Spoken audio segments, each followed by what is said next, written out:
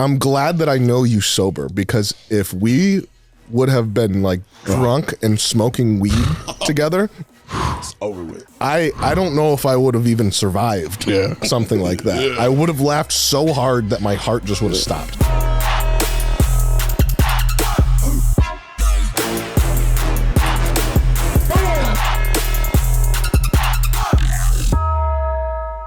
Hey guys, welcome back to yet another episode of Full Belly Podcast. I am your host, Matt Bell, and we are here to talk about how we've become full. Our bellies used to be empty, our minds used to be empty, hearts, spirits, everything, and we figured out a way to fill it up, and we bring people on that explain how they've done it too. But before we get into that, I want you to take a moment and make sure that you like and subscribe, whatever platform that you're watching this on. Please make sure that you follow us so that you can see the next episode. And when you see the next episode, you'll be able to share the next episode with somebody else. That's how this works.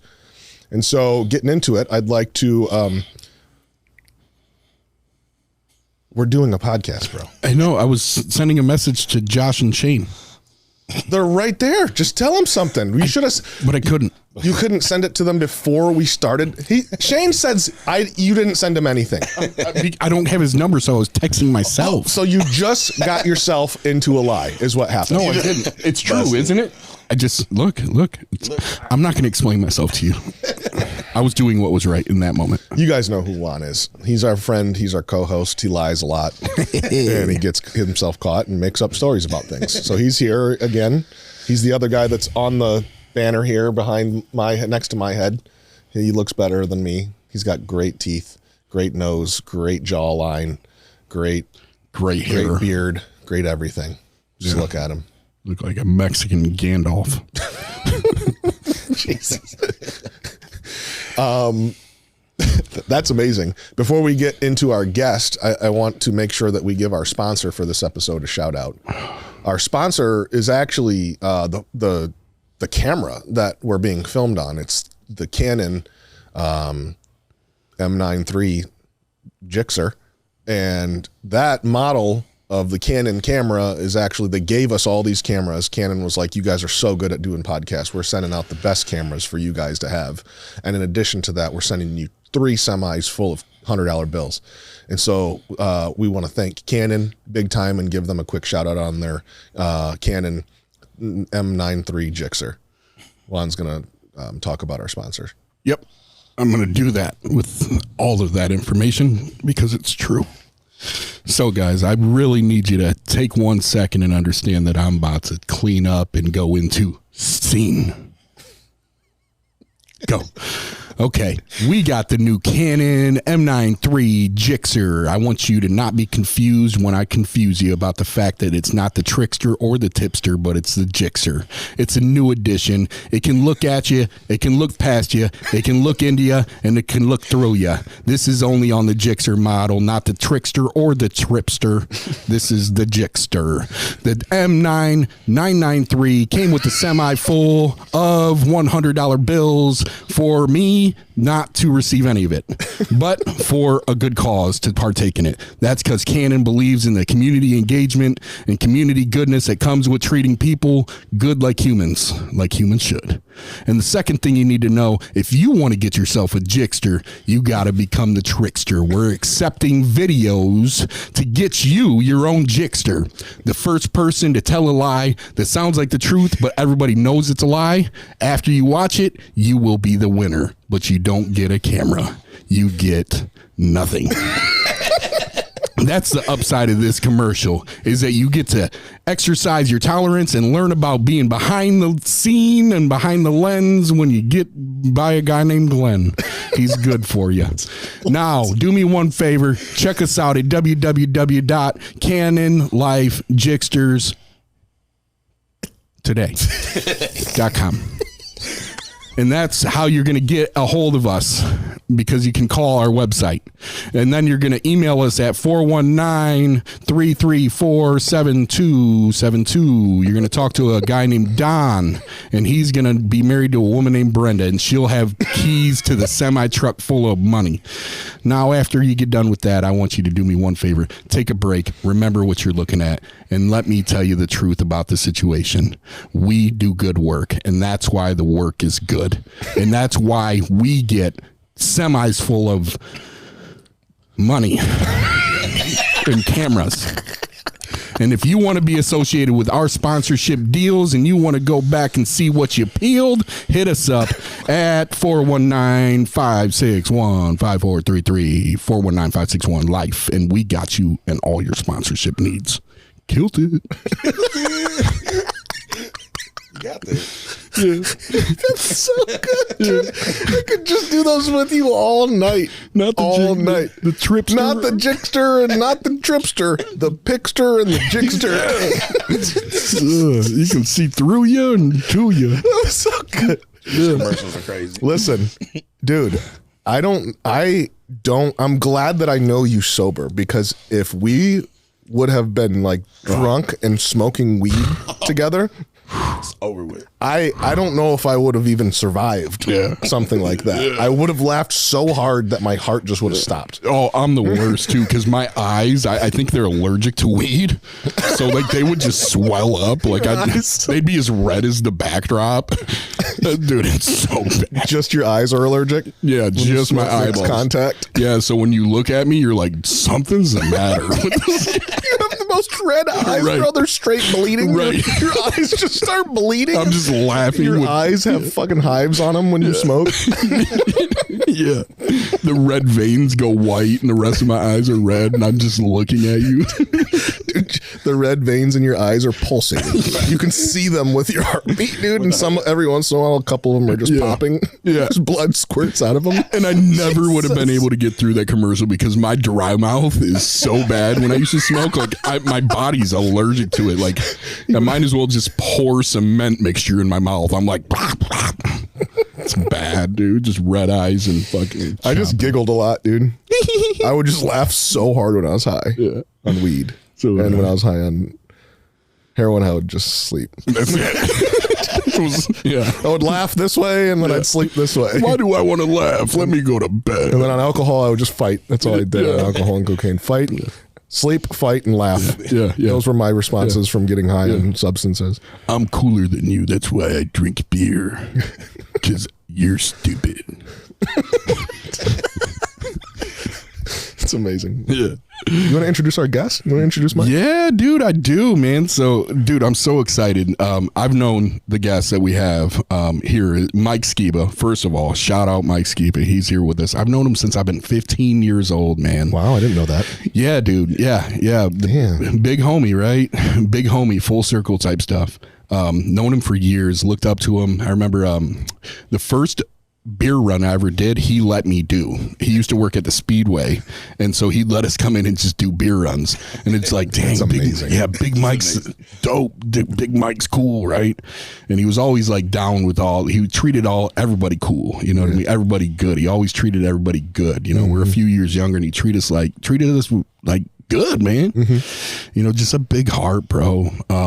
But the full circle aspect is like, now we're here. You know what I mean? My whole life I looked up to Mike, and I still do look up to Mike.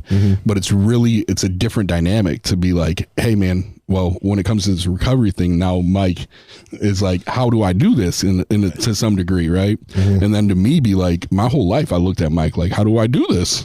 You know what I mean? Yeah. Anyway, this is Big Mike Skiba, man. We're excited to have him. Welcome, bro.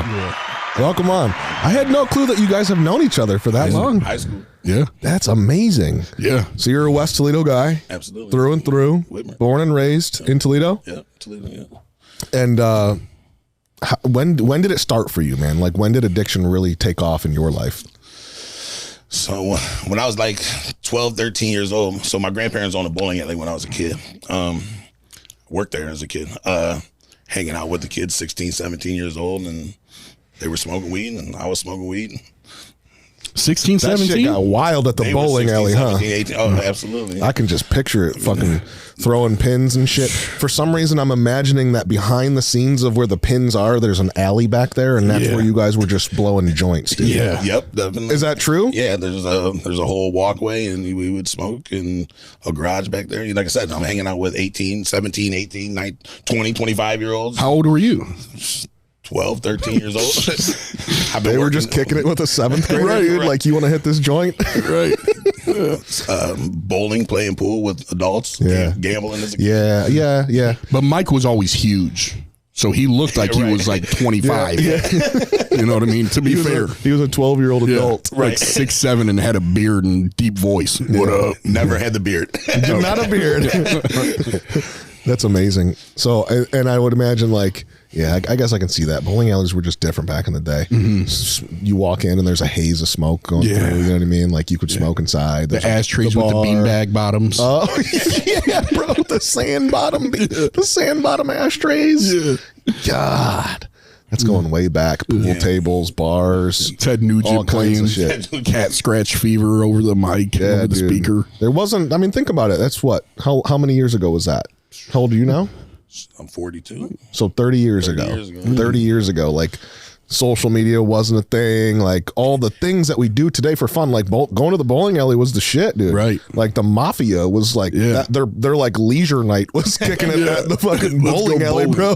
Like they were turning up in there. Yeah. The mafia was doing fucking drug deals and like running guns out the back and shit. Like the bowling alley was it. Dropping liquor off at the back door. Yeah, dude. Yeah. All this shit. It was had their bowling shirts on. Yes. It's fire. And then they'd leave and go kill somebody that owed them money, and then they'd come back with a little blood on their jersey. And that was Mike's uncle. Yeah. You learned a lot. You learned a lot in the bowling alley. It sounds definitely. Yeah. Started you early, and then when did it progress to what was your drug of choice, or should I say drug of no choice? So it became cocaine, and then obviously turned into pills, which turned into heroin. But I never was ecstasy and acid, throughout high school, just, hanging out, fitting in, doing what everybody else was doing. Yeah. Once I was like 19, 20, then cocaine took over, and it was an everyday thing for 20 years. Was it powder cocaine or was it rock? Powder I never started smoking. I did start smoking about 4 years ago. That was when it turned into crack, but it was powder for every day for good 20 years probably. So let me ask you this. We just did a video. I made a video about how cocaine can turn into, like, because everybody's like, oh, cocaine's not bad unless you switch to crack. That's like the misconception out there with people. They think that powder cocaine, snorting it it's a sexy drug. It's not expensive, blah, blah, blah, blah. And then it doesn't become a problem until you switch to crack. Can you talk about that? And let me know if you think that that's true or if that was different in your life. No, I definitely think it was a problem. It's powder cocaine. Back then I never thought it was a problem until you ran out of money. But just the more you think about it, it's like the shit we were doing. And I mean, it didn't lead us to nowhere, but catching cases. Yeah.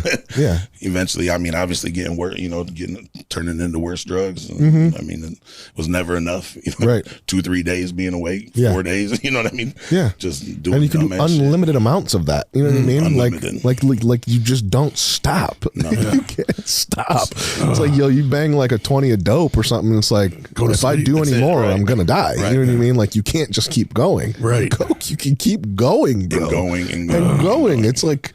There's nothing good that can. Nobody snorts a line of coke and is like, I'm good for the night. Yeah. You know what I mean? Especially when people are paying you to do it, pretty much. You know what I mean? Yeah. Selling drugs, it's free. You know what I mean? They're paying you to.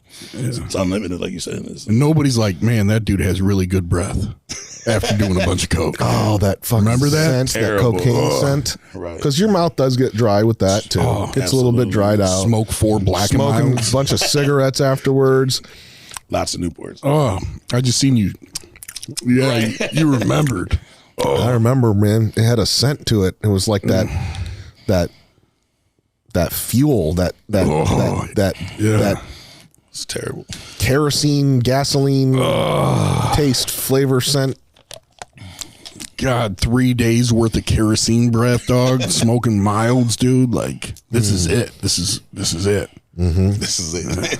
But you know what's crazy is you'd walk up to a girl thinking you were fucking Rico Suave. Yeah. With the worst breath in the world, not even knowing it. Or even if you did know it, you didn't care. Yeah. Jaw on a swivel, dog. What's up, baby? Just a merry-go-round. What's up, baby? Yeah. Dude. What's up, baby?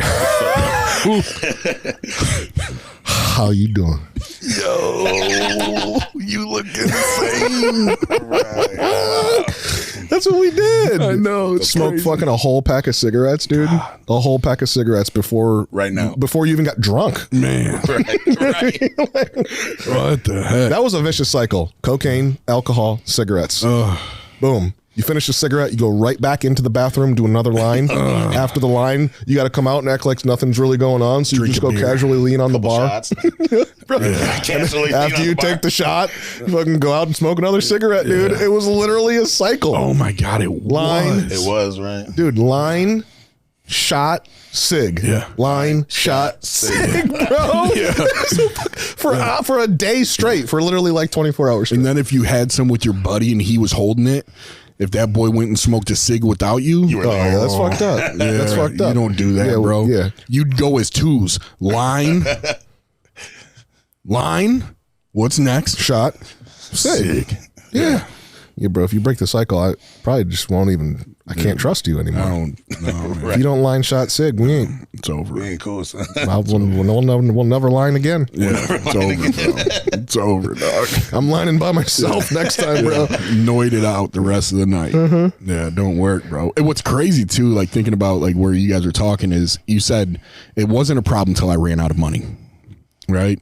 That was a thought. That was a thought. Right. But what's crazy too is thinking about like as long as I have a couple bucks, right? The hustler's pocket, right? As long as I got something to show that I got a little bit of money, I'm all right. Right. You know what I mean? Nothing that I'm doing because the people that I was surrounded by, right?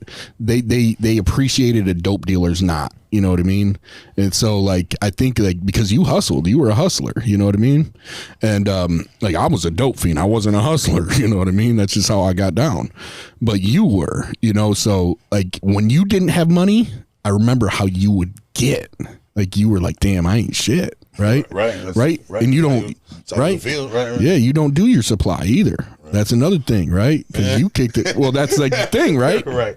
Yeah. It's supposed to be a thing. That's supposed to be the thing, you know what I mean? But you had a lot of relationships that, you know, your friendships, like, because I got fucked up really early. I was down bad fast. But you and a lot of other people I knew, like, still were hanging out with other people, and you guys were close, and it was that hustler group, you know what I mean? And I remember, man, that's just a no-no, right? That's a no-no. You ain't got nowhere to fit in. Right. Yeah.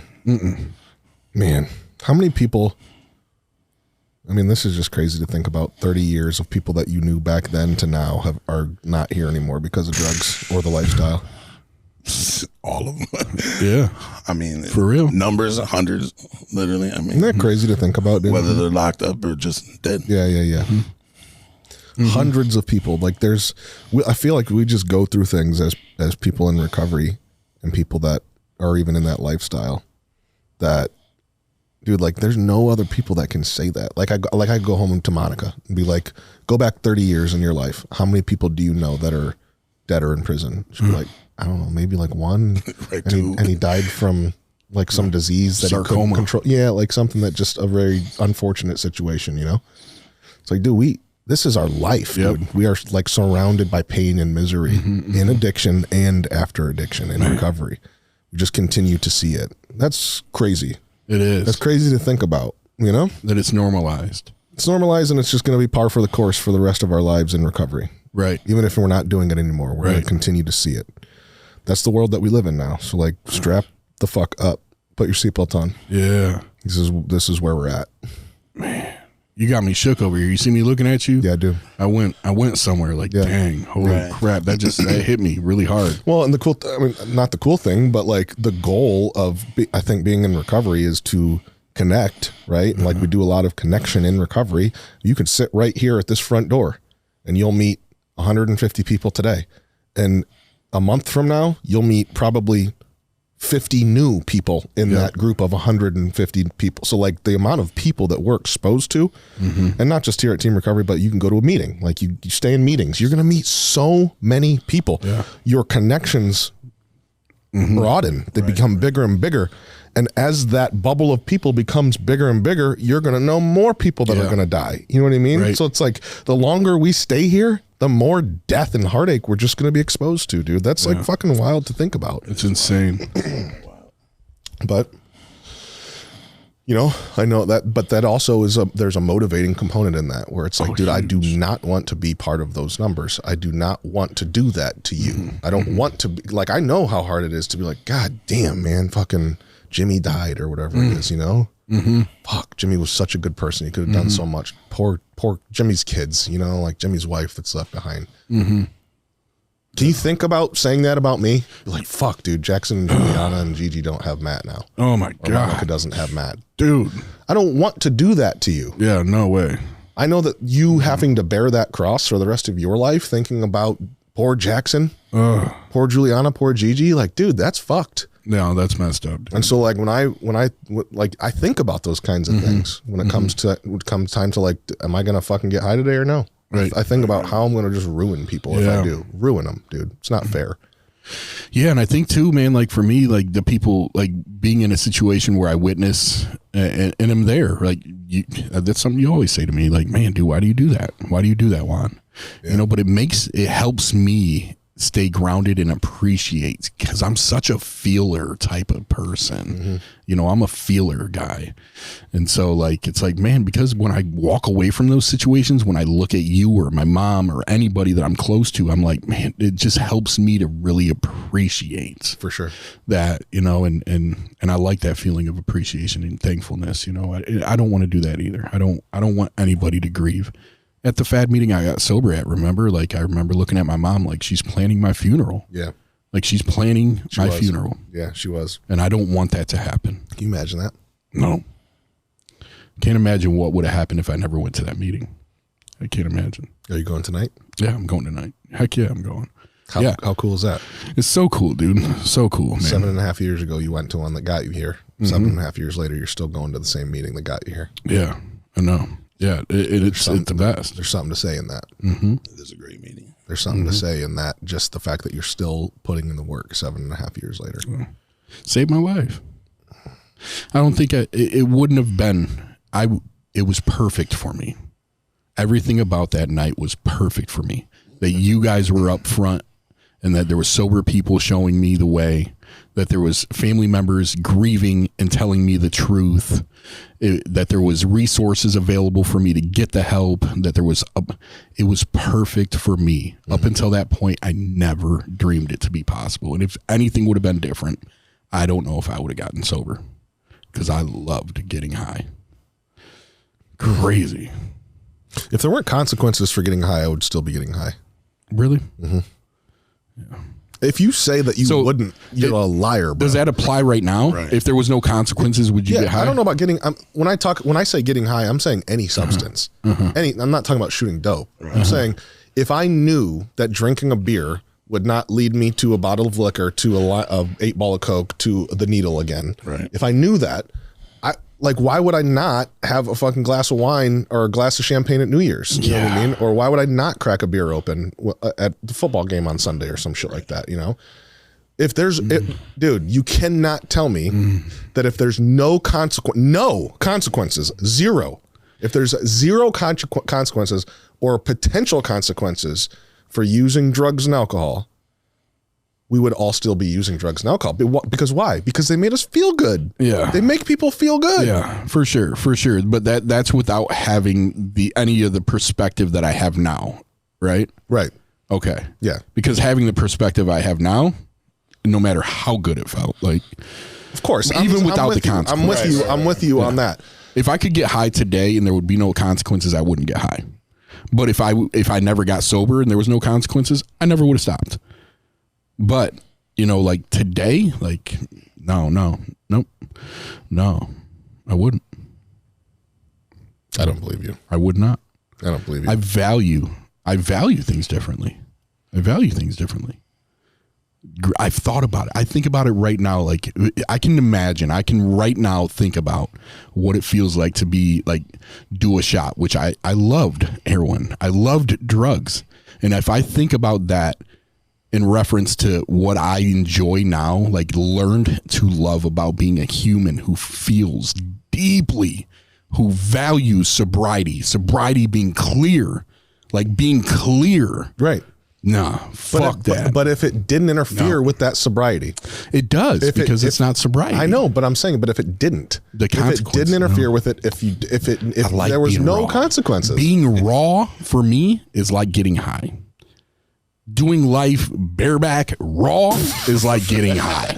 I mean, bro, you really have to say it like that, dude? Couldn't you have just said natural, bro? Yeah, it just felt like the right thing to bareback say. raw, dude.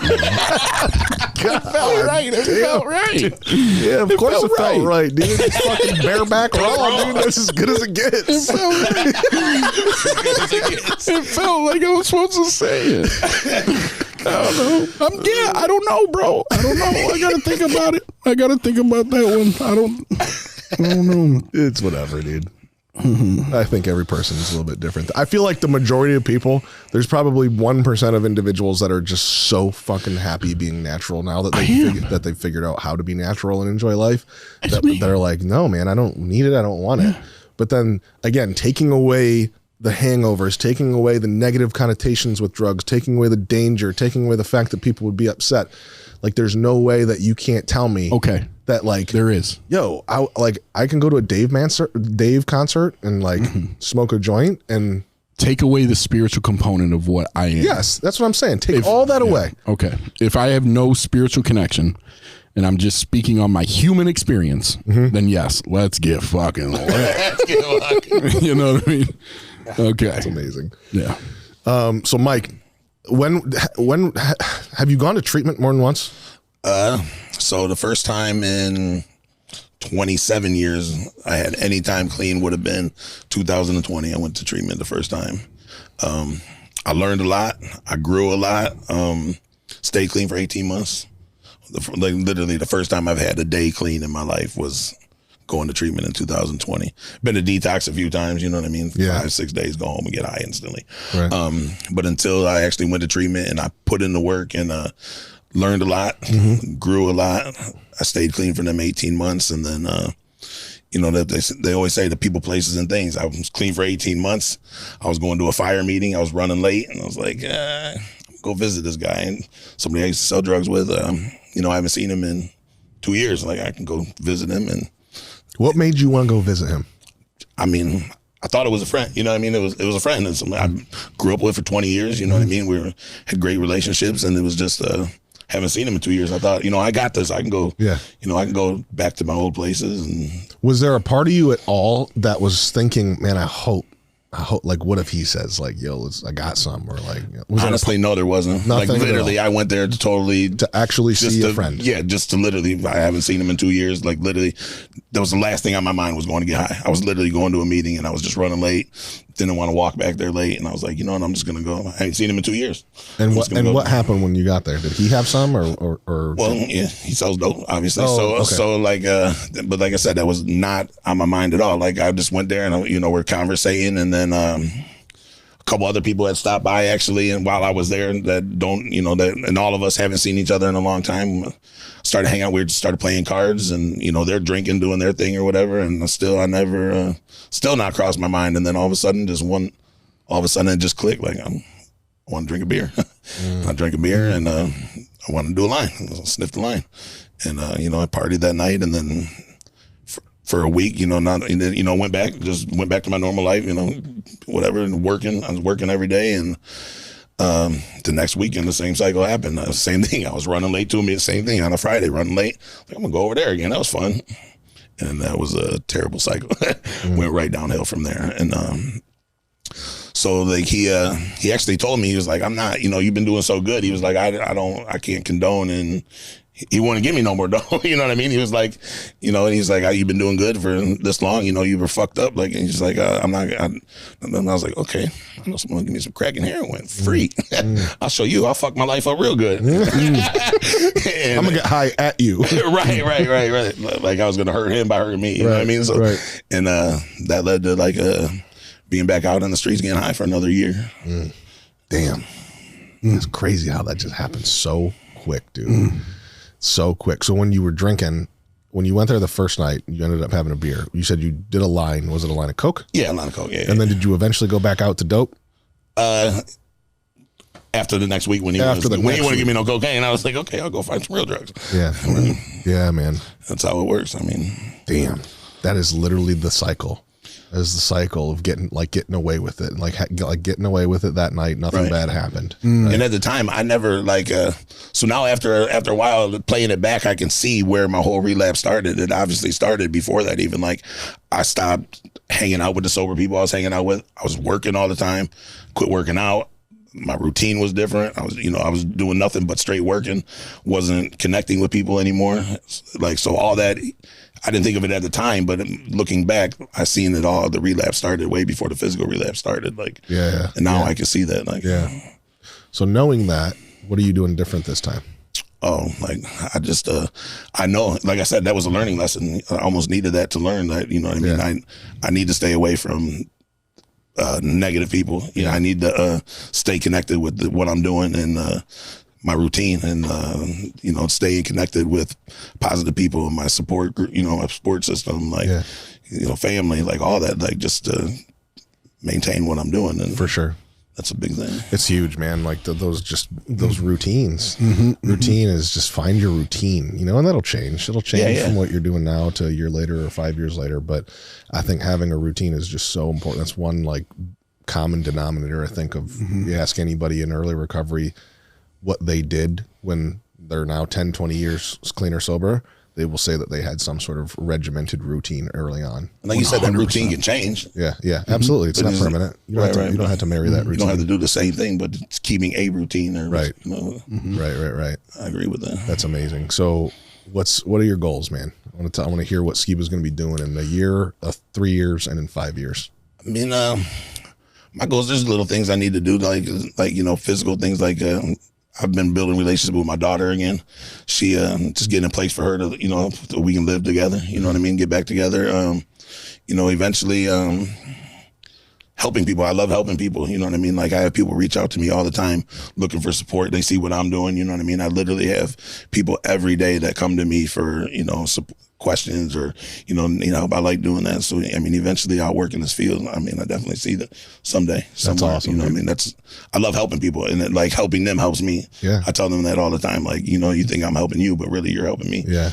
We talk about the service. Like that's the service work to me. And that's huge. And I see you doing it, dude. I see you on social media. I see so many people commenting. I see you sharing stuff all the time. And like, I do see people reaching out or saying something or whatever, and you're responding to them and like, hey, go to this FAD meeting or whatever. More than anybody. I see it. You're active on it, man. Have you seen my inbox? Literally, I have people 5, 6, 7 times a week. People I don't talk to, people I do talk to, that need support or have questions or, questions about recovery, helping get into treatment. Like that fuels me. That makes me feel good. Dude, isn't that crazy though, that just by putting yourself out there, what can happen? Right. Like by putting yourself out there, the good that can come from that. Absolutely. Bro, that's insane, man. Just because of how many people how many people you experienced over your 30 years of use in West Toledo, which is a huge area. You know a ton of people. Absolutely. You're connected. Right. So all those people they know something. They're either struggling or they know somebody that's struggling. Absolutely. And if they know that Skiba turned his life around and he's doing this shit, like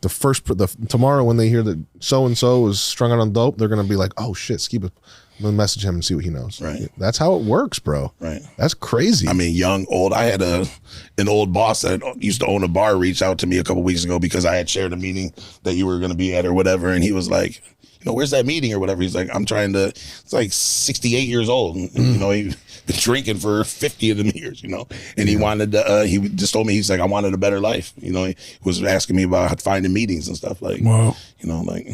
That's wild. That's wild, man. That's so cool.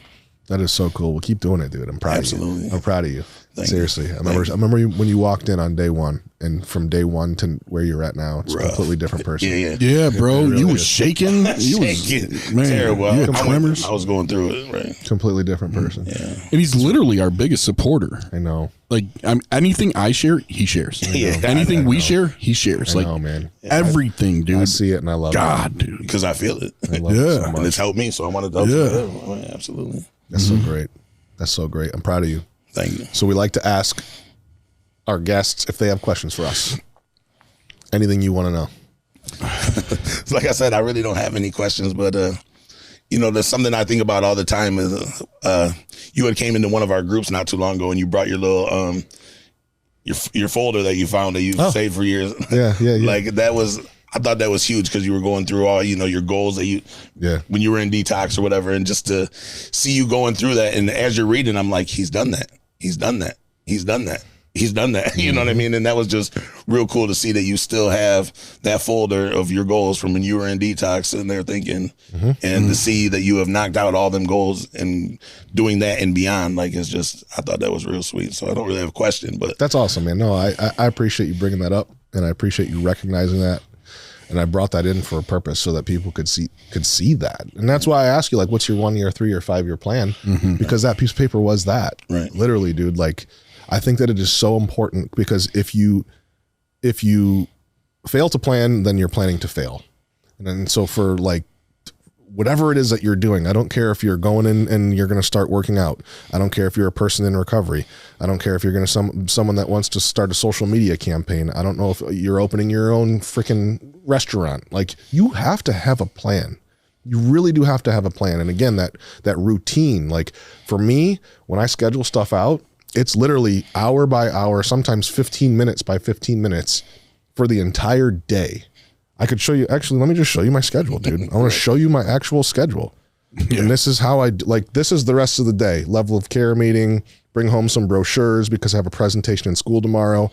I'm working out shoulders today. I have to wire some money for a closing. I have to clear my old cell phone to give it to the marketing team, FAD, my home group, and then some content ideas that I think about every single night. Like, that's the rest of my night. Broke down. And then like the next morning, it starts at 4 a.m. You know what I mean? Like, every single thing that I do throughout my day is planned. I plan everything. I see. And if it's on there, I do it. I stick to it.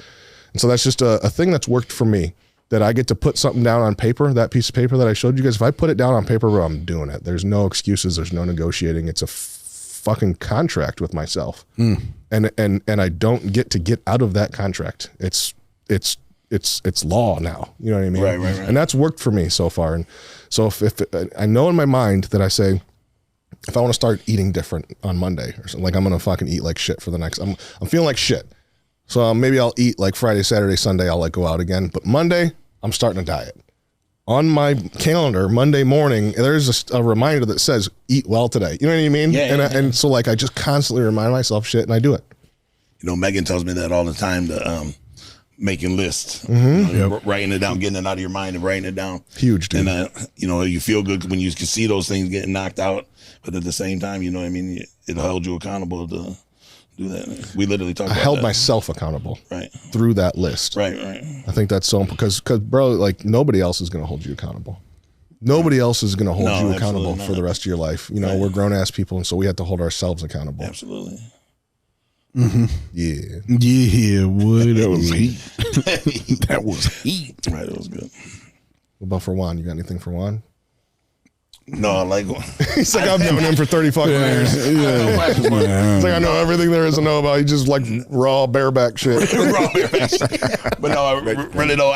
I look up. Like he said, he used to look up to me when we was younger, or whatever. Like, I look up to Juan, so like he's just someone I really, really look up to. Like, he just someone I want to be just like Juan when I grow up. Like, for real. Like, I literally I try to be around him as much as possible. If I got a problem, I can talk to Juan about anything.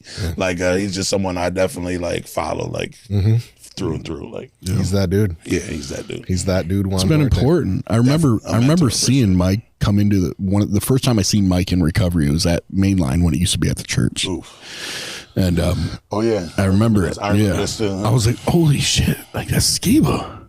You know what I mean? And I remember, but dude, like, my thought process is like, I'm so intentional. It's like, man, I just want to be a good man, because I know that if Mike doesn't see what it takes, like, I need to be one of those people that show him what it looks like to be sober, because it can be so confusing. And I knew it was like something like whenever I'm around Mike, I'm like, I got to be a good man. Yeah.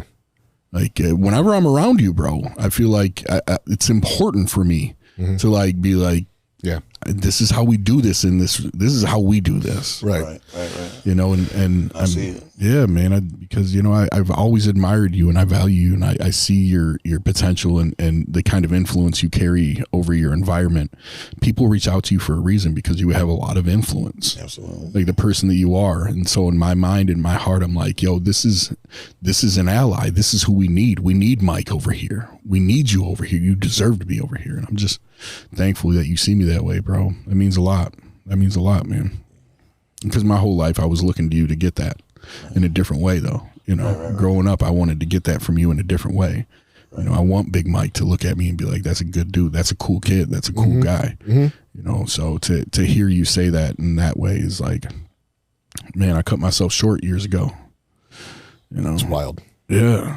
So wild to see the circle of life, man. It is. Right. The process of people in life in different phases of life. Yeah. You guys went from knowing each other as what, teenagers? Yeah, bro. Early teens. Yeah. Early teens to now in your 40s. Yeah. Went through so much shit. Yeah. Going through it in a parallel path, and Right. probably not even knowing that each other were going through it. No, And then all of a sudden end up seeing each other in a fucking HA meeting. Yeah. right. You know? And then here you are together sitting on a couch. I know. This is dope. Spreading the message, you know? Bro, that's sick. Sure. That's Talk sick. about That's it. sick how that Awesome. works. That's sick how that works. It's great. That's really, really cool how that works. And I know that, like, Juan, you want to make sure that anybody gets a good message. I just know that about you. You know what I mean? But I think that there's that previous connection that when you're around him, when you see him, or even if you don't see him because you know he's watching, that it inspires you to do even better because you want more for that person because you know him. Yeah. You know what I mean? Like it's just a very extra drive, I guess. That weight's heavy here for me, dude. Yeah, like I got a lot of people that know me from previously here. You know what I mean? Yeah. And it's like, to me, it's like, yo, like, yeah, you gotta carry this torch, dog. Yeah. You do. You know what I mean? And that's a blessing. It's not like a pedestal expectation thing. It's like, no, man, we got to show people. We got to show the people so more people from high school ain't dead. Right. You know, they need to know that, like, we're me, you, Edwin, all the people that have, you know, like, we need to show, like, people, like, yeah, we're good. Come over here. Yeah.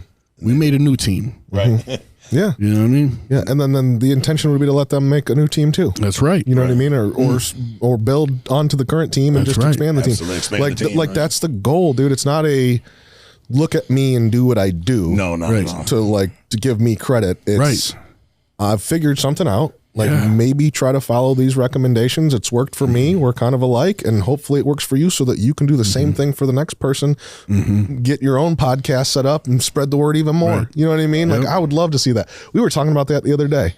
I would love for our clients to start a squad or a sober squad or whatever it is. Like, dude, I would support the shit out of that. Yeah. I would love to see our clients build their own thing and get out there and get active. Yeah, right. I think that would be so cool. And it's crazy because I know other places that would not support that. They'd be Yeah. like, no. You got to follow what we do. Yeah. You know, Right, you got to, right. I'm the master here. Yeah. You know, it's like, dude, no, bro, go do your Go shit. get it. Let me figure out how to find you funding and let me, Yeah. like, whatever we got to do. Let me support that. That Yeah. shit's sweet. Oh, man, that's brilliant. I would love to see it happen, man. I really would. I would love to see that happen. Mental note. Yeah, hell yeah. hey, I didn't say it for no reason. Right, you know what I'm right, saying? You picked it up. Right. Yeah.